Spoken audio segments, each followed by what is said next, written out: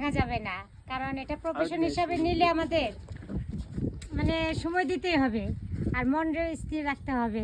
আমি কিন্তু দেখো তোমাদের তো এখন ইজি হয়েছে, 5,000 ফলোয়ার্স লাগে, আর আমার যখন 17 সালে আমি এই অনলাইন জগতে আসি তখন আমার 10,000 ফলোয়ার্স করতে হয়েছে, আর 3,000 ফলোয়ার্স হয়েছে আমার 1.5 বছর লাগছে। 2 বছর পরে আমি আর্নিং পেয়েছি।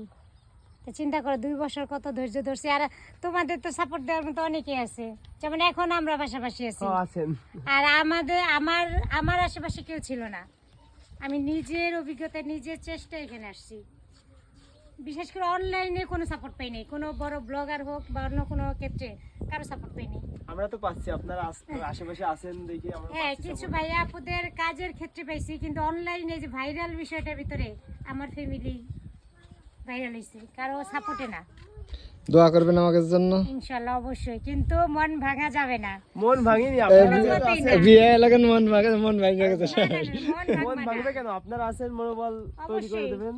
করে যা, আল্লাহ একসময় না একসময় সহায় হবে, কাজ করে যেতে হবে। আমার মনে যে বল, এই বলের উপরে বল আছে নাই। আমি 30 জন ফলোয়ার নিয়ে ঘুরি এই 1.5 বছর ধরে।